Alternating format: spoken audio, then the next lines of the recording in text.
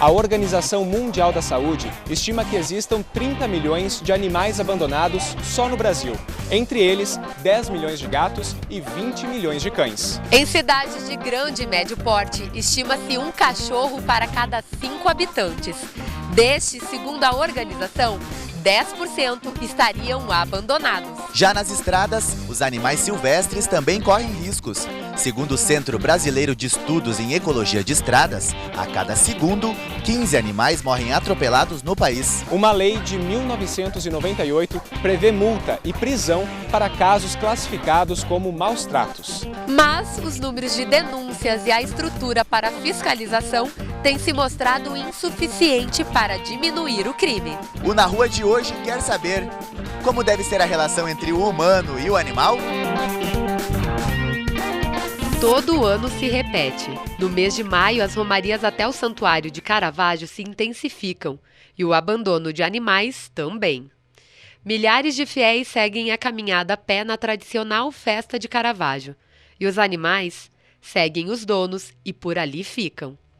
É o caso de Chimbinho, como é chamado carinhosamente. Foi abandonado no santuário há 1 ano. Foi até para adoção. Ficou por uns meses e depois voltou. Hoje é o mascote do santuário. São 4 cães que o santuário acabou adotando, né? Temos o Fila, a Preta e o Chimbinho, que é esse cão que está aqui conosco agora nessa entrevista, né? Depois tem mais um pastor alemão, aquele é meu mesmo, de hobby, de quem gosta de cães, né? Que foram deixados aqui e que o santuário também resolveu adotar e eles acabam prestando um bom serviço. O Chimbinho, no caso, ele é a nossa recepção aqui, é o nosso mascote, né? E os demais fazem a guarda aqui também do santuário. Uma das questões que nós sempre lembramos dos nossos romeiros é que eles tenham cuidado ao sair de casa, porque o cão, que é tão fiel, ele segue o seu dono. E às vezes sem perceber, às vezes percebendo, às vezes intencionalmente, às vezes não, o cão acaba ficando aqui na esplanada. Porque ao retornar as pessoas fazem de transporte, de ônibus, e o cão não pode ir, então ele fica aqui na praça. E são muitos e depois nós temos que correr atrás, encontrar um lar, encontrar um abrigo para eles. A cada edição, em média 20 a 30 cachorros são deixados para trás. Ficam ali, vagando pelas ruas da comunidade após o período da romaria. Há 2 anos já que a gente vai até Caravaggio, antes conversa com o responsável e pede então para ele comunicar em todas as missas que não é para as pessoas levarem seu animalzinho. E isso é também espalhado pelos veículos de comunicação, também para que nos ajudem a conscientizar para as pessoas não trazerem seus animais. Olha só como é que o ser humano pensa. Se eles vêm a pé até aqui para pagar uma promessa, agradecer a Nossa Senhora, para mostrar a sua fé, como pode trazer uma vida que está vindo a pé também? Depois terminou aquele momento, eles sobem num ônibus, vão embora. E onde fica aquele animal que eles trouxeram? Ele sabe voltar? Será que ele sabe voltar? Quem disse que ele sabe voltar?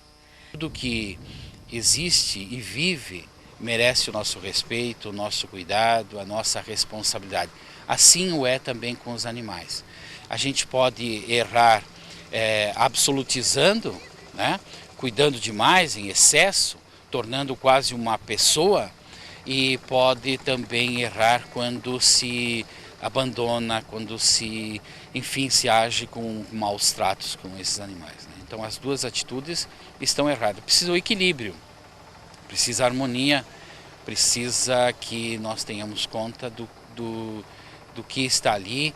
É algo, né? Não alguém, mas algo que merece o nosso respeito, o nosso cuidado, o nosso carinho. Em bairros de grande e médio porte, como é o caso do Planalto 2, em Caxias do Sul, que conta com cerca de 6.000 moradores, a população de animais pode chegar fácil à taxa de 1/4 em relação à humana. E grande parte dela é encontrada assim, nas ruas. Aos últimos tempos ele tem aumentado. aumentado bastante a população de cachorro. Não que esteja reproduzindo, sim, o pessoal está vindo largar na região aqui, cachorros. Nos últimos anos aumentou aí uns 60% a população de animais. Que a gente vê animais grandes, animais já com uma certa idade, às vezes doente, com sarna, com machucado, às vezes cachorro até sem orelha, cortado. A gente vê bastante pessoas tratando desses animais, dando comida, dando água, inclusive ficando água num pote, aí, às vezes 7, 8 dias fora. Também podendo correr o risco, hoje nós temos um surto muito grande do mosquito da dengue, né? Então eu me preocupa isso aí, me preocupa bastante. Vocês têm pedido ajuda, de repente, para a prefeitura, para tentar ajudar a controlar um pouco esse problema que vocês consideram aqui no bairro? A Suama, a gente até ligou na Suama, o que eles alegam para nós é que lá está cheia também, eles não têm mais espaço para levar cachorro lá, né? Daí a gente fica meio com as mãos amarradas, né? Qual a forma eficiente de acabar com a superpopulação de animais de rua hoje? Primeiro, animal não é brinquedo. Não é passatempo, não é hobby, não é status para se exibir para os outros. Animal é uma vida, ele vai viver mais de 10 anos, ele vai exigir atenção. Quando tiver férias, tu tem que pensar onde tu vai deixar. Quando ficar velho e doente, sim, vai dar despesas. É uma troca, eles nos dão amor incondicional, fidelidade, mas nós temos que dar os cuidados básicos. Então, para ter um animal, só tenha quem sabe sobre isso e que vai honrar essa parceria. Se não pode dar isso, não tem animais. O controle da população de animais de rua passa pela fiscalização dos proprietários. A gente tem realizado bastante atendimento de denúncias.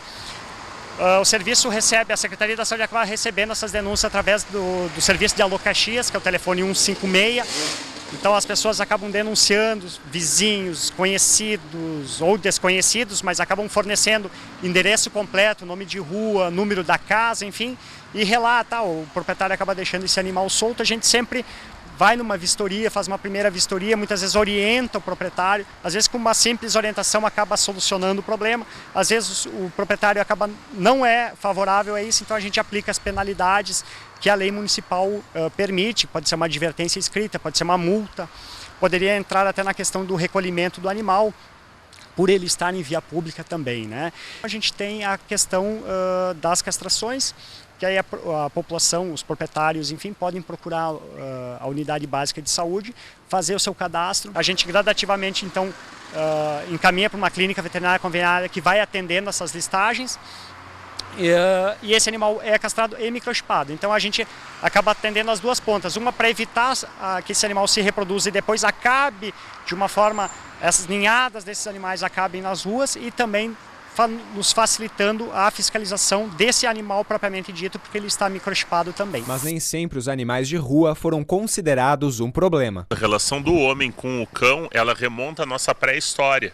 Ao princípio da domesticação dos animais, vem junto com também o desenvolvimento da agricultura, quando os ancestrais do cão que a gente tem hoje, eles começam a ser utilizados pelo ser humano como animais de caça e de guarda, ou seja, uma relação da qual dependia naquele tempo boa parte da sobrevivência e da segurança do ser humano. Não é à toa que até hoje é uma relação muito íntima. E o gato, ele é um animal que não só caça o rato, mas às vezes a simples presença dele mantém o rato afastado. Então, ou seja, a presença do gato mantém o homem livre de doenças, livre de contaminação de pestes que o rato pode trazer, e também da perda do seu alimento. Então o gato, ele assume um status também naquela época de uma espécie de protetor místico do ser humano, embora de forma diferente que o cão. Aqui na Praça Dante Alighieri, em Caxias do Sul, a polêmica são os pombos. A legislação prevê que quem for flagrado alimentando os animais será advertido e, se persistir na infração, será multado no valor de R$ 233,90. Mesmo assim, é possível observar todos os dias pessoas alimentando os animais. O pombo se alimenta de barata, de insetos e de certas frutas. Aqui na Praça Dante nós temos mais de 10 espécies de frutas diferentes para o pombo se alimentar. E ele acaba não comendo porque é a lei do menor esforço para qualquer espécie. Ele fica esperando aquele alimento, que é o pão, que é o milho, que vem fácil para ele se alimentar. Então o pombo, quando ele tem esse alimento que é rico em amido, ele aumenta sim as suas taxas reprodutivas. E além de conviver muito mais em grupo, o que não é o natural da espécie, ele fica concentrado aqui na Praça Dante, as taxas reprodutivas aumentam, porque ele encontra mais facilmente parceiros. Então, uma das maneiras que nós encontramos para manter o equilíbrio populacional desta espécie, já que nós não podemos castrá-la, porque é economicamente inviável, é fazer uma remoção periódica de alguns indivíduos para que a gente possa diminuir a população aqui da praça e, consequentemente, diminuir as taxas reprodutivas. O que você pensa a respeito desses pombos aqui na Praça Dante? Uma inconsequência, uma ausência de fiscalização. Embora tenha legislação, o papel do legislador, que se diz tanto fiscalizador dos atos do Poder Executivo, não está fiscalizando. Isso aqui é um deboche, para mim é um deboche. Eu acho que esses pombos eles prejudicam, né? Porque eles proliferam, crescem bastante, né? Então prejudica. Deviam tirar daqui. Qualquer país civilizado do mundo, a coisa que eles mais preservam é os pombos nas praças. E por que para Caxias não serve? Deveria haver um controle, até para a praça ficar mais bonita. Porque eu acho que é demais, é muito pombo. E eles vão crescendo, crescendo. O trabalho de ONGs em Caxias e Farroupilha e o destino dos animais que vivem às margens das rodovias, você confere no próximo bloco.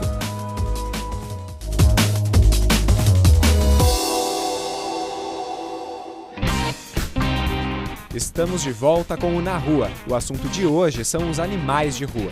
Na cidade de Farroupilha, com aproximadamente 70 mil habitantes, calcula-se que existam 200 mil animais. Segundo a ONG dos Peludos, a única entidade constituída da cidade para recolhimento de animais, estima-se que existam aproximadamente 2 mil abandonados. Destes, 400 são atendidos pela ONG, que foi criada em 2010. Arlene, presidente da entidade, recebe todos os dias ligações da comunidade com pedidos para recolhimento de animais. Mas, hoje, as vagas para recolhimento são apenas para animais que sofreram maus tratos. A ONG foi criada porque a gente entendeu que para fazer proteção animal precisaria ter várias ações, além de combater os maus tratos, além de atender animais largados na rua com problemas de saúde. A gente entendeu que tinha que ter um lugar para colocar esses animais até recuperá-los e depois encaminhar para adoção. Então, como não existia uma entidade que pensasse assim na época, a gente criou a ONG dos Peludos. Arlene, com o passar dos anos, você que lida há algum tempo já com a questão do abandono dos animais, tu tem percebido que essa realidade, ela muda ou cada vez piora? Não, a gente tem que ser justo, né? Ela mudou sim. De quando a gente começou para hoje, diminuiu um bom tanto. Diminuiu sim. Eu diria que diminuiu pelo menos 30%. O que a gente tem é a sazonalidade no abandono.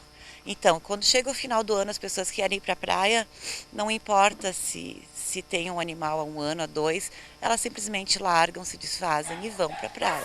Em Caxias do Sul, a Associação Amigo dos Animais atua desde 1998 na proteção aos animais de rua. Atualmente, aqui na Chácara da Suama, estão abrigados cerca de 1.600 cães e gatos. Natasha, um trabalho que precisa periodicamente de ajuda. Sim, a sociedade é obrigada a ajudar, porque é ela que abandona. É culpa dela. Hoje as pessoas, ai, coitados, ai, que triste, mas é a sociedade que abandona. Nós sempre falamos, se cada um cuidasse do seu animal, né, com responsabilidade até o fim, não abandonasse, enfim, ficasse com o seu amigo até o final, não haveriam animais abandonados nas ruas. Então, sim, a sociedade tem a obrigação de ajudar quem ajuda esses animais. Como funciona o convênio com a prefeitura, Natasha? Ele é suficiente? Não, com certeza não. Nós agradecemos que existe esse convênio, claro. Há cidades onde a prefeitura não faz nada pelos animais, né? E tem uma lei federal que diz que os animais são tutelados do Estado. Quem tem que fazer esse trabalho seria o poder público. Mas somos conveniados, hoje a verba que a prefeitura nos repassa paga o salário dos 8 funcionários que trabalham aqui e mais o salário do único veterinário que olha por todos os animais e deveria pagar as 15 toneladas de ração mensais que eles consomem, mas não está conseguindo pagar nem a ração. E além da ração tem todos os gastos, as pessoas acham é só trazer aqui e deu. Não, eles precisam de vacina, de vermífugo, castração, muitos chegam doentes, atropelados, aí então gasta-se em remédios, cirurgia, raio-x, tem casinha, potes, tem um monte de gastos que nós temos que a gente depende sim da doação da comunidade. Aqui na ONG de Farroupilha são no total de 400 animais entre cães e gatos. São consumidas todo mês 4 toneladas de ração. A prefeitura do município ajuda com 1,5 toneladas.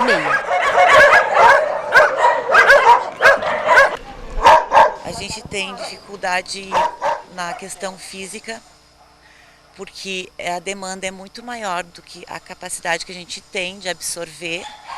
A gente tem dificuldade para castrar os animais, dificuldade para mantê-los a nível de alimentação, atendimento médico, até mesmo atendimento básico de um animal, que seria a vermifugação, vacinas e a castração. Uma vez era muito cara, era inacessível para a população. Hoje algumas cidades já têm a castração gratuita, né? A nossa cidade, esse ano a prefeitura está doando então 40 castrações por mês para a população carente. O que ajuda, né? Não é suficiente, mas ajuda.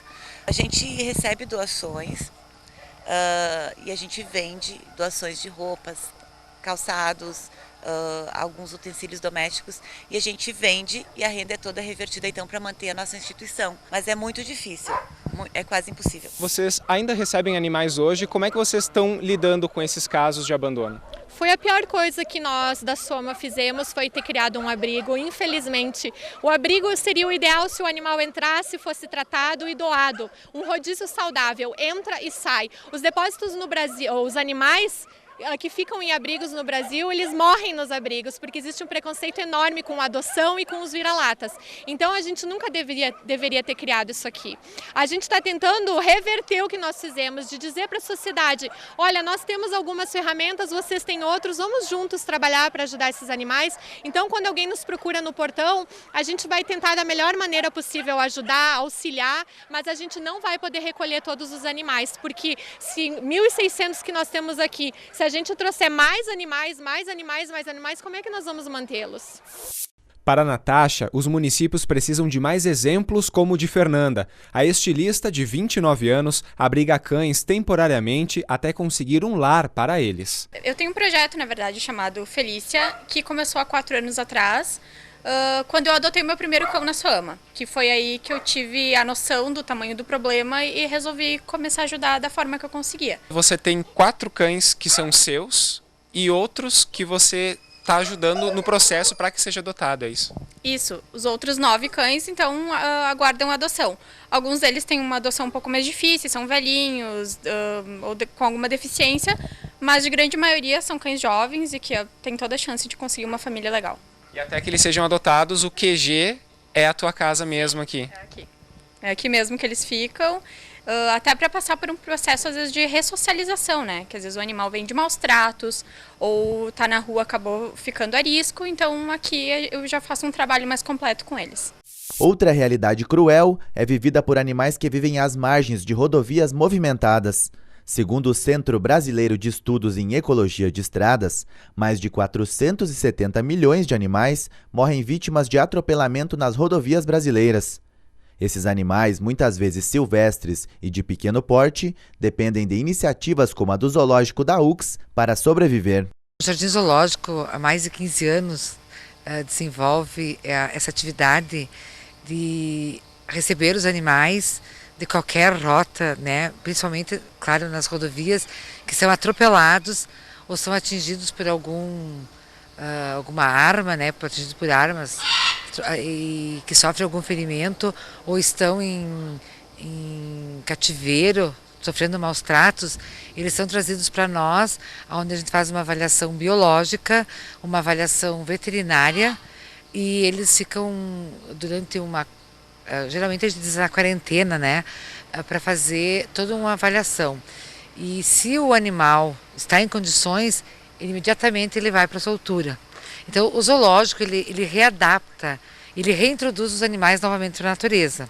Só que muitas vezes esses animais eles chegam em condições precárias e se ele não vir a óbito, que ele ficar com uma sequela, esse animal ele tem que se manter aqui no zoológico. A bióloga responsável pelo zoológico ainda explica o que devemos fazer ao encontrar um animal ferido ou em situação de vulnerabilidade.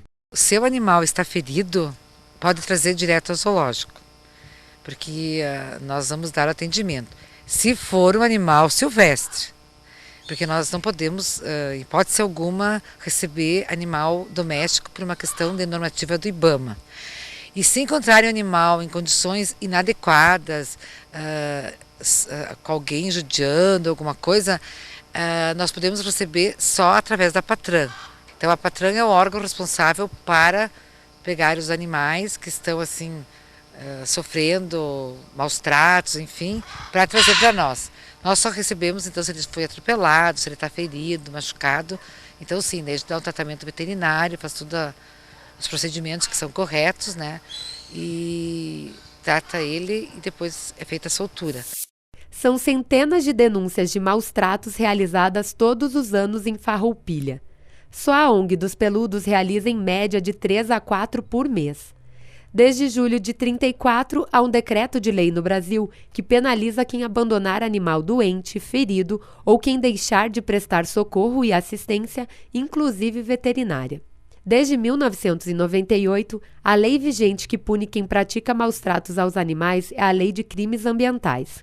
A pena pode variar de 3 meses a 1 ano de prisão, ou uma multa de um salário mínimo, de acordo com a gravidade do crime cometido. Quando o crime é praticado, há uma impunidade. Para ter uma ideia, hoje o crime de maus tratos ele é um crime de menor potencial ofensivo. A pena do artigo 32 da Lei 9.605, ela não passa de 1 ano. Então vai para o juizado especial criminal, o qual a pessoa aceitando uma transação penal, ela se vê livre de um processo. Como é que a pessoa pode proceder? Ela pode denunciar, fazer a denúncia anônima? Sim, ela pode fazer a denúncia, ela pode se dirigir à delegacia ou chamar a brigada se está acontecendo no ato, pegando em flagrante a pessoa. Ela tem hoje a denúncia online também dos maus tratos. A primeira coisa que tem que fazer é se dirigir às autoridades, levar a conhecimento das autoridades, para que eles possam fazer a diligência, para que eles possam chegar ao local, verificar o que está acontecendo e se a autoridade ela não tem a capacidade para poder fazer, que a gente sabe que é muito precária nessa situação de recolher o animal e levar para uma instituição, ligar para as ONGs, para as pessoas que fazem esse importante papel social ali, para cuidar, enfim, a situação princípio é cuidar do animal, né? A questão primeira é cuidar do animal, mas também tem que levar em conta a identificar o infrator. Quando nós vamos perdendo esse senso do sagrado pelas criaturas, certamente vai sobrar também para o ser humano. Então, eu penso assim que quando se desenvolve por demais esse instinto da violência, ela fica tão banalizada, as criaturas mais frágeis é que sofrem em primeiro lugar. Mas essa violência acaba retornando também para o ser humano, infelizmente. Como é que a gente tem coragem de tratar eles tão mal? Tem uma frase que diz que nossa parceria com os animais, com os cães e os gatos é a melhor possível. Mas será que eles dizem o mesmo de nós?